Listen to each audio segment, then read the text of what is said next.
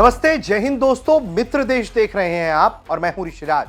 दोस्तों, मित्र देश के एपिसोड में हम भारत के एक मित्र की बड़ी उपलब्धि बताने जा रहे हैं। यह उपलब्धि बहुत घातक है।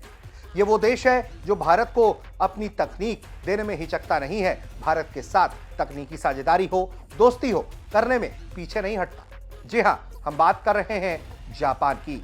वही जापान जहां से भारत को बुलेट ट्रेन हासिल होना है और जापान की साझेदारी में ही भारत में बुलेट ट्रेन के लिए ट्रैक्स तैयार हो रहे हैं और आने वाले दिनों में जो बुलेट ट्रेन आपको दौड़ती हुई दिखाई देगी वो जापान के साथ दोस्ती साझेदारी की बुलेट ट्रेन होगी जो रफ्तार भरेगी। अब जब ये रफ्तार भरेगी तो दोस्ती में भी उड़ान आना तय है और दोस्त ने एक नया उपलब्धि, एक नया तकनीक इजाद कर लिया है, उसकी टेस्टिंग कर रहा है और लगातार तेजी से आगे बढ़ रहा है।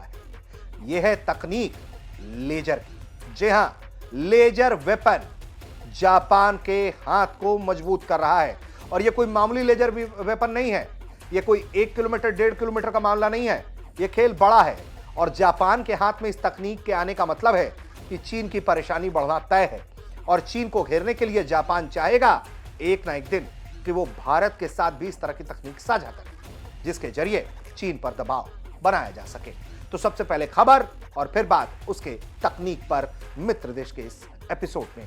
तो जानकारी क्या है? जानकारी यह है कि जापान लगातार अपनी जो उन्नत तकनीक क्रांति है उसको लेकर आगे बढ़ रहा है और हाल में जापान ने अपने 100 किलोवाट क्षमता वाले लेजर हथियार की समुद्री परीक्षण शुरू कर दी है जो ड्रोन, मोटार राउंड्स और यहां तक कि छोटी मिसाइलों को बीच में ही हवा में नष्ट कर देता है।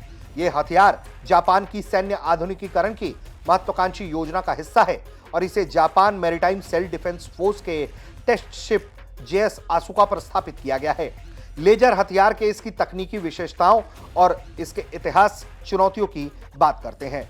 दरअसल जापान का ये जो लेजर हथियार है कोई अचानक विकसित नहीं हुआ है। वक्त लगा है, मेहनत लगा है, रुझान लगा है, तकनीक लगा है, जी जान लगाया है। जापान ने साल 2018 से प्रयासरत दिखाई पड़ता है जापान और जापान के रक्षा मंत्रालय के अधिग्रहण प्रौद्योगिकी लॉजिस्टिक एजेंसी ने वित्तीय वर्ष 2018 में जो है वो इस परियोजना पर काम शुरू किया। इसे electric drive high power laser system नाम दिया गया। इसका विकास वित्तीय वर्ष 2025 तक पूरा होने की योजना कर दी गई। कावासाकी हैवी इंडस्ट्रीज को इस प्रोटोटाइप के निर्माण का ठेका मिला। फरवरी 2023 में इसे पूरा करके डिलीवर किया गया। शुरुआती परीक्षणों में इस सिस्टम ने छोटे unmanned aerial vehicles UAVs mortar rounds को सफलतापूर्वक तबाह बर्बाद कर दिया। 2 दिसंबर 2025 को इस सिस्टम को जेएस आसुका नामक 6200 टन के टेस्ट शिप के पीछे के डेक पर स्थापित कर दिया गया जो जापान की पहली जहाज आधारित लेजर हथियार परीक्षण है। एटीएलए ने इसकी पुष्टि की और अब पूर्ण पैमाने पर समुद्री परीक्षण 2026 में शुरू हो रहा है। जापान की रक्षा बजट में इस परियोजना के लिए 18.3 बिलियन येन लगभग 118 मिलियन डॉलर का अनुरोध किया गया जो देश की बढ़ती सैन्य क्षमताओं को दिखाता है। यह विकास चीन और उत्तर कोरिया जैसे पड़ोसी देशों के खतरे के जवाब में देखा जा रहा है जहां ड्रोन और मिसाइल हमलों की संभावना लगातार बढ़ती जा रही है। ऐसे में इस तरह की तकनीक का विकास करना जापान के लिए बहुत जरूरी हो जाता है और जापान के हाथों मजबूत होने का मतलब है कि कहीं ना कहीं भारत का जो एक टकराहट है चीन के साथ उसको भी जापान काउंटर करता है और भारत जापान की दोस्ती जो है वो कहीं ना कहीं चीन को दो तरफा प्रेशर से जो है जूझने पर मजबूर कर देगी। सबसे बड़ी बात यह है कि जो साउथ चाइना सी है वहां ये टकराहट है और समुद्र में लगातार मिस एडवेंचर चाइना के द्वारा हो रहा है। तो ऐसे में जापान को इस तरह की तकनीक पर विकास करना, इस तरह का परीक्षण करना, उसे अपने बेड़े में शामिल करना बहुत ज्यादा जरूरी हो जाता है। यह सिस्टम काम कैसे करता है यह भी एक सवाल है, तो इस सवाल का भी जवाब ढूंढते हैं। दरअसल ये लेजर सिस्टम एक फाइबर लेजर है जिसे दुर्लभ पृथ्वी तत्वों से डोप्ड ऑप्टिकल फाइबर के जरिए प्रकाश को बढ़ाया और केंद्रित किया जाता है, यानी कि लेजर को बढ़ाया घटाया जाता है। इसमें 10 अलग अलग 10 किलोवाट क्षमता वाले लेजर को मिलाकर एक 100 किलोवाट का शक्तिशाली बीम बनाया जाता है। यह बीम इतना तेज है कि यह धातु की सतहों को काट देता है ड्रोन को उड़ान के दौरान ही नष्ट कर देता है। सिस्टम दो 40 फुट कंटेनरों में रखा गया है, जिसमें एक कंटेनर लेजर जनरेटर और दूसरा पावर सप्लाई कूलिंग सिस्टम के लिए है। इसकी ऊर्जा रूपांतरण दक्षता जो है लगभग 25 से 35% है।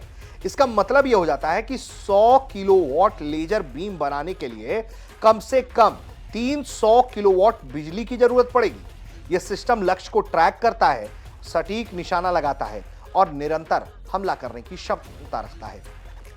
समुद्री परीक्षण में इसके आगे जो है हवा, नमी, जहाज की गति, डेक की हलचल जैसी जो चुनौतियां हैं उसका सामना करना पड़ रहा है। यानी कि कठिन परिस्थिति है, सामान्य परिस्थिति नहीं है।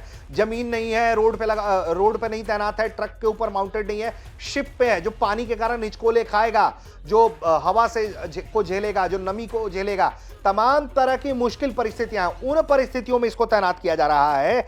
और यही वजह है कि अगर ये यहां सफल हो जाता है तो ये बहुत मारक और खतरनाक हो जाएगा।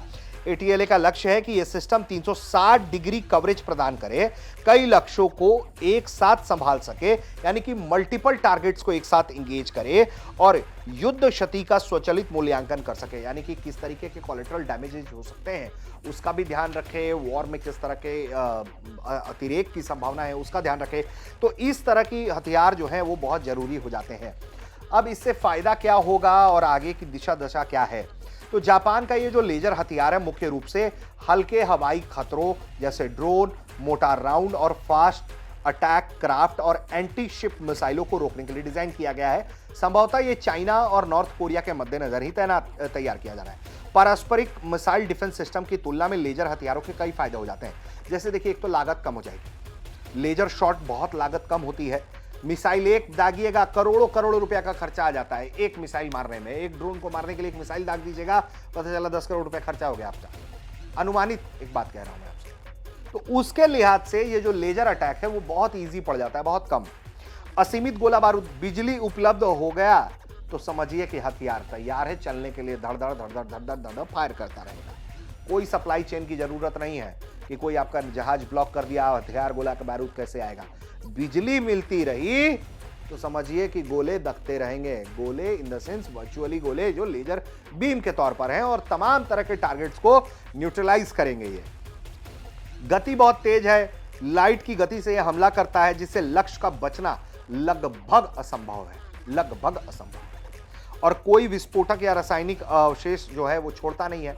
तो खतरे कम हैं इस्तेमाल के, फायदे ज्यादा हैं और दुश्मनों पर जो नुकसान है दुश्मनों का उसकी संभावनाएं ज्यादा हो जाती हैं। इस सिस्टम जापान की एजिस सुसज्जित जहाजों को एकत्रित किया जाएगा, इस सिस्टम को, जो 2032 के बाद सेवा में आएंगे। इससे जापान की जो समुद्री रक्षा है वो मजबूत हो जाएगी, क्षेत्रीय सुरक्षा में उसका सहयोग हो जाएगा, योगदान बढ़ेगा।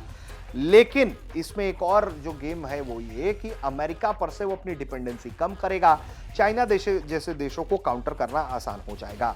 अब जैसे कि इसको लेकर बताया जाता है कि थोड़ी बहुत कुछ चुनौतियां हैं, जैसे कि कूलिंग कैसे करेंगे, जो इसका रिचार्जिंग टाइम है, हाई बिजली सप्लाई है, इसके अलावा जगह जो है ये घेरता है तो जहाज में कितना जगह बनेगा। तो इस तरह की भी जो है वो जो है चुनौतियां हैं। इसके अलावा समुद्र का जो वातावरण है वो कितना % बीम को डैमेज करेगा, मतलब हल्का कितना कर देगा, इसकी भी संभावनाएं देखनी होंगी। 10-20% अगर थोड़ा बहुत नुकसान भी करता है तो कोई बहुत बड़ी बात नहीं है, लेकिन ज़्यादा नुकसान करेगा, ज़्यादा कम कर देगा हल्का हमले को तो नुकसान हो सकता है। और कई तरह की चीज़ें, छोटे छोटे सिस्टम बनाने की तैयारी की जा रही है ताकि ये ऑपरेशनलाइज हो जाए। वित्तीय वर्ष 2025 से शुरू होकर ATLA एक नई परियोजना research on a shipboard laser system पर काम करेगा। इसके बाद कर ही रहा है, जो मध्य वित्तीय वर्ष 2029 तक चलेगा। 2027 से 2030 तक ऑपरेशनल डेमोन्स्ट्रेशन इसमें शामिल होगा, जहां लक्ष्य पहचान, सटीक बीम निर्देशन, बहु लक्ष्य हैंडलिंग और जहाज अनुकूलता पर यह फोकस करेगा। जापान इस क्षेत्र में अमेरिका, फ्रांस, जर्मनी, ब्रिटेन जैसे देशों के साथ जुड़ रहा है जो निर्देशित ऊर्जा हथियारों पर काम कर रहे हैं, जो मतलब डायरेक्टेड लेजर बीम है उस पर काम कर रहे हैं। तो इस तरीके भारत भी कर रहा है, लेकिन अभी भारत इस रेस में 100 किलोवाट तक नहीं पहुंचा है, अभी वो पीछे है। वो 2 किलोमीटर 3 किलोमीटर तक के हथियार को इंगेज कर सकता है भारत, लेकिन अभी इसकी यात्रा जो है वो बड़ी है, भारत के लिए चुनौतीपूर्ण है। लेकिन DRDO इस दिशा में लगातार काम कर रहा है, कई एजेंसियों के साथ मिलकर काम कर रहा है, तो जल्द उसमें कुछ हो जाएगा। लेकिन फिलहाल ये जो स्थिति है कि भारत के एक मित्र देश ने इस तरह की तकनीक को हासिल करते हुए इसे लगातार इसका परीक्षण कर रहा है, तो भारत के दुश्मनों के लिए कहीं ना कहीं उसके मित्र देश खतरे की घंटी बजा रहे हैं। आप देख रहे थे मित्र देश।